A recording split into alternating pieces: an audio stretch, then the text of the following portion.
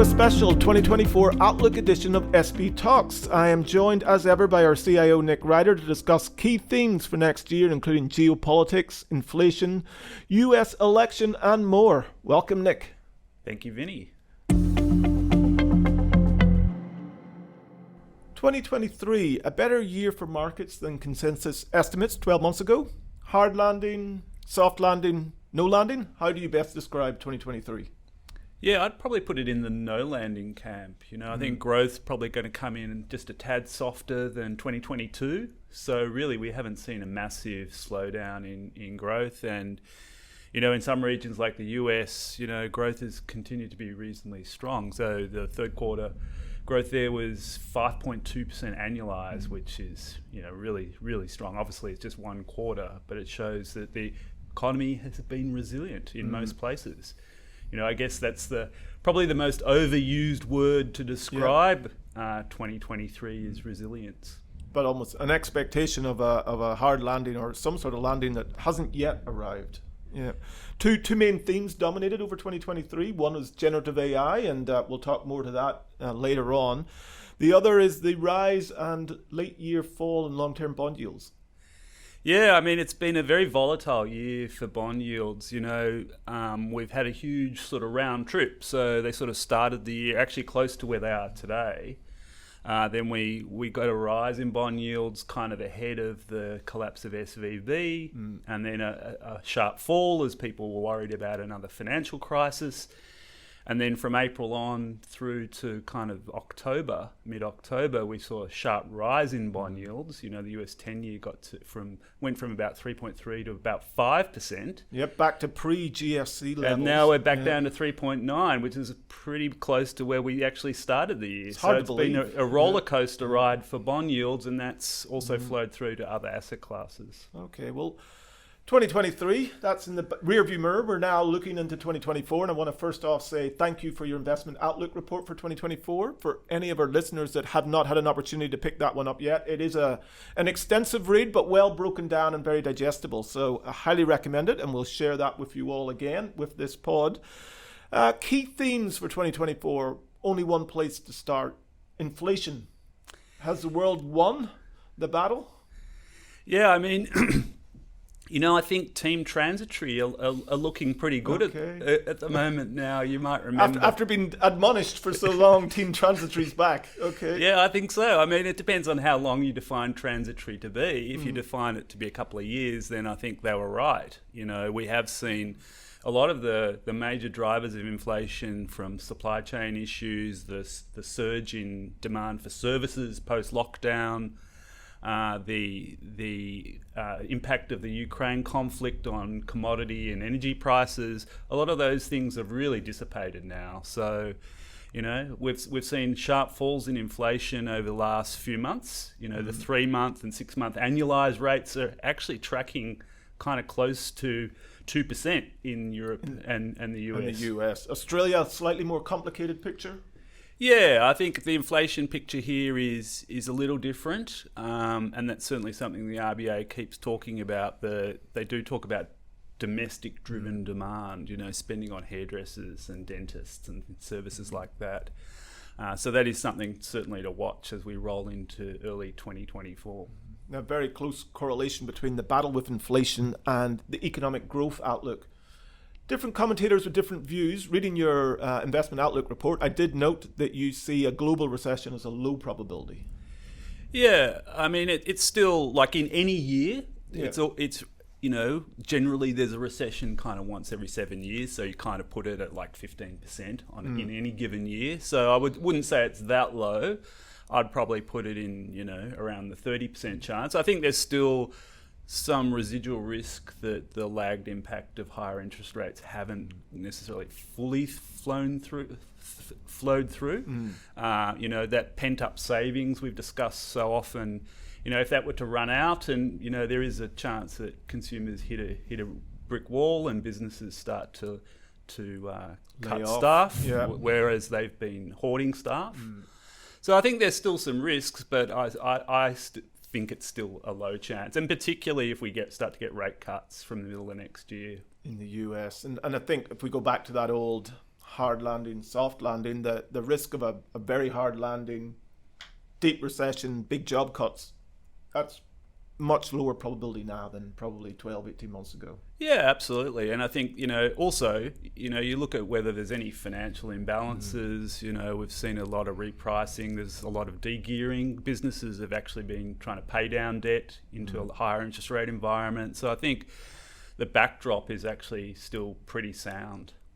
Now, geopolitics, it's come somewhat bounding back in the last couple of years. We've had, unfortunately, Ukraine crisis still ongoing, events in the Middle East, and we've got a year of a number of very significant elections globally. Yeah, so 2024 is the year that more than half the world's population will actually vote. So we've got elections in the US, India, in Europe, the European Parliament, in Taiwan in early 2024, and then also some other sort of key economies as well. So there's always... The US one will obviously dominate attention. Yeah, that's probably the one that will get the most headlines, but it always does. It did in 2020.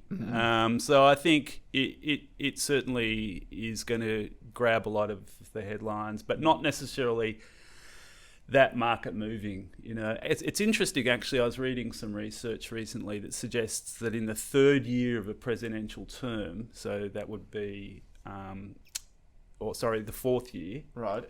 As we enter for Biden, it can actually be a pretty good year for equity markets on average. Right.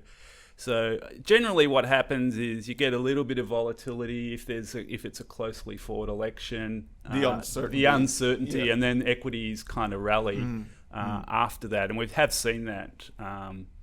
After the last couple of elections, when they know who the new president's going to be and what the makeup of the Congress is going to be for the next 4 years, or for 2 years at least. Yeah. And the mix of geopolitical risks at the minute, nothing that you feel the need to adjust portfolio positioning for? It's very hard to position portfolios for geopolitical events because you just don't know what the impact might be. For example, in the Middle East, it's really about oil and energy, even potentially Russia, Ukraine, that, can be about energy. So it can be tricky to work out how to position portfolios for a particular event, and then you might get the timing wrong and all that sort of stuff. So as I said, generally markets ignore those sorts of things. And in the report, I have got a chart that shows the S&P 500 and major conflicts. And if you look at the period of the conflict, often the market actually did rise through it, even if it might have sold off initially at the start. Yeah, no, we've talked that story here before, certainly. You mentioned the U.S. election. U.S. catches a cold, the world sneezes. That's still the case as we look into the outlook for the U.S. economy and the impact on the world? The US is still, depending on how you measure it, the world's largest economy. Yeah. If you measure it on purchasing power parity terms, China is actually larger. Right. So I would say both. Why don't you unpack that one just a little bit more for the listeners?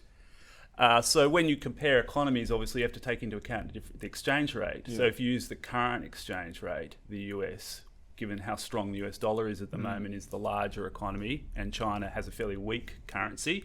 So therefore, when you measure it on that basis, it's smaller.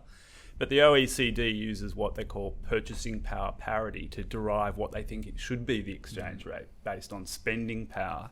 And that actually, because things are cheaper in China, that actually makes the Chinese economy bigger. Yeah, we'll come back to China in a second. Sorry, you were talking the US outlook. Yeah, so the US is probably they talk about US exceptionalism, and I think, once again, the US economy was probably the best economy in 2023. And those trends look like they will continue into 2024. You've had consumer spending hold up pretty well. You basically have a lot of borrowers that locked in those ultra-low 30-year fixed rate mortgages, so they really haven't seen necessarily a lot of pressure from the higher interest rates, and that's really powered the consumer, and the consumer is 70% of the US economy, and businesses have been doing pretty well as well. So, and now everybody's getting very excited about the chance of some rate cuts. That's right. And the other thing that the US has this year is it had the Inflation Reduction Act and the Chips and Science Act, two very big sort of government stimulus measures to encourage spending on renewables. One of the probably reshoring. most misappropriately named acts ever, the Inflation Reduction Act. Yeah, well, that was to get it through one Democratic holdout. I think it was Joe Manchin who asked for that to be termed the Inflation Reduction Act, but it was really about spending on renewable energy and infrastructure around that. So a lot of drivers there for the US economy. Yeah, well, and you're feeling pretty good about the outlook. Yeah, well, that's right. So you've got fiscal support, and generally as you head into an election, no one really wants to cut spending or raise taxes in an election year. So that's also another positive backdrop for the US economy. As I said, the consumer is in still pretty good shape. Employment continues to be strong, much stronger than is needed to keep the unemployment rate steady. So tick, tick, tick, and inflation coming down and potentially interest rates coming down in 2024. So I think it's an environment where growth will be slower than this year, but certainly not a recession. And so, it's reason to be optimistic about the outlook for the US. Yeah, and the US equity markets have certainly been feeling that optimism in the last few weeks of 2023. Yeah, well, we've had that Santa rally that we spoke about on the last podcast. So the US S&P 500's almost back at a record high of close on 4,800, where it was at the start of 2022. So the markets have really loved the fact that they can see these rate cuts, and maybe they actually will come this time. Whereas there've been a few false starts before. You mentioned China before. Now a lot of focus this year on perhaps rebound in China, expectations, stimulus, and other things, but structural problems very much remain there. Yeah, well, they've got a property sector that has been a big driver of their growth for many years that's in real trouble, and we've spoken about that on podcasts before. They've overbuilt apartments, and they've got an aging demographic, so they just don't need as many apartments. So that's a real overhang that's kind of kept property prices notionally fairly flat, although there's anecdotal evidence that they've actually been falling 15 to 30% depending on which city you talk about. So that's really kept the consumer very cautious because a lot of their wealth is tied up in their homes. And the consumer's also very cautious coming out of the couple of years of very strict COVID lockdowns. So we really just haven't seen the economy move from that investment-led, export-led economy back to the consumer. And that's what I think the Chinese government had wanted, was the consumer would kind of pick up the growth reins, and that really hasn't happened to any extent this year. Do you see that changing as you look into 2024? Not really. Not materially. No, and and cutting interest rates there is just not going to work. They have what they call a balance sheet recession, where people just don't want to borrow. There's just no demand for credit. There's no demand to, and the government doesn't want to splash credit around like they did in previous downturns. So I think there's those structural problems. There's no easy fix. There's a few little things they're doing at the margins to try and support the property sector, which is helpful. The other thing that they're doing, they are pumping a lot of sort of money into the renewable energy sector. So electric vehicles, they've been really pushing forward with that, and solar panels and wind turbines and all that sort of stuff. So there's a few little sort of bright spots in the Chinese economy, but still, I think it's difficult to get too excited. And the other thing that they have there is deflation. Yeah. Unlike the rest of the world's got inflation, or still got a little bit of inflation, they have deflation, falling producer prices and consumer prices. So when you look at their nominal growth, it's actually not that much higher than other countries in the developed world. Yeah. Let's turn to markets now, if we can, and investments in the major asset classes. Equities, we talked before, an exuberant last 8 weeks. You're a little bit more moderate in your outlook for 24? Yeah, I think, what we've seen is a lot of the returns brought forward into the last few weeks, really. the earnings outlook for next year is, depending on who you talk to, the analysts are all pretty optimistic, double-digit earnings growth. But I'm probably a bit more cautious around that. I think, that really bakes in some rebound in profit margins. And I think next year will be harder for companies to hold on to those profit margins. Wages are still a bit sticky. And as growth slows, the attention might turn to sort of more market share and all that sort of stuff. So I think, I'd be looking at sort of mid-single digit type earnings growth rather than double digit. And therefore, in terms of also the total return, multiples are pretty high in the US. They're trading at just under 20 times earnings. So it's hard to see how that gets a lot higher. Does that we've talked about on the pod that we're obviously overweight international equities versus Australia. You remain comfortable with that equation? No, we're currently neutral. Well, I mean, in terms of in real terms rather than relative to relative to our asset allocation. We would have a larger portion of the portfolios are global equities, I should say. Are you happy with that, given where valuations are at? I am, because when you break down the different markets, so you look at the US, as I mentioned, it superficially looks expensive at around 20 times earnings. Okay, but 30% of the market is in those Magnificent Seven stocks, which are trading at over 30 times earnings, 32, 33 times earnings. And you think about those stocks. Okay, is that premium justified? Yeah, it probably is, actually, because of the AI runway, the structural growth. Those companies are growing their earnings at 20% per annum. So I think that part of the market looks okay.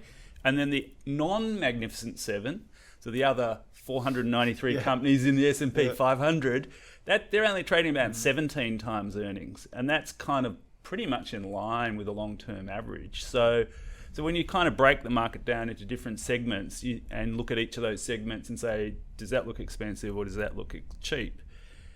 That looks fine to me. And Europe is really cheap. Like that's around 13 times earnings.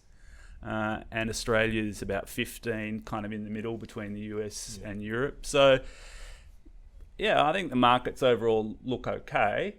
And particularly given the fall in bond yields, that also helps from a kind of a, equity risk premium perspective.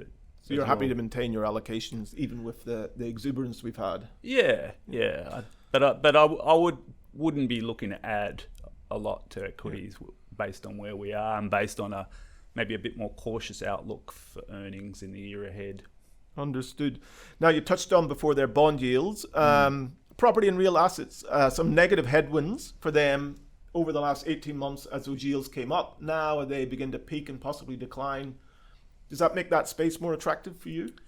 I think it's still the same. It's, if you think about those asset classes, particularly the listed versions, as a combination of the equities and bonds, and we're kind of neutral in equities and we're neutral in bonds, then it makes sense to be neutral in those asset classes, being as they are a hybrid of the two.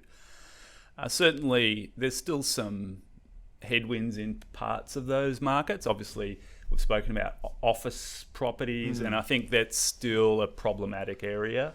And probably they're worth diverging. You're talking listed, which they've been sold down quite a bit already, where there's question marks over some of the unlisted property assets and valuations.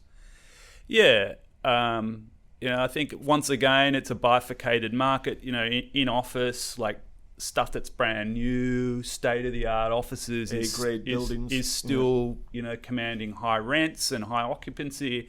And then there's everything else that's a bit older, where companies, the rent outlook there and the vacancy outlook is still pretty grim. Particularly in the US. In the US, only 50 to 60% of people are back in the office. And so companies are downsizing. If the economy holds together, I think it's okay. But if there's some slowdown and increase in unemployment, then that's going to be, I guess, still a very stressed sector. In terms of commercial property, you've talked fixed income, peak rates in much of the world. Australia, what's your outlook in terms of your bond allocation? Yeah, I mean, as I said, we had that roller coaster ride in bonds this year.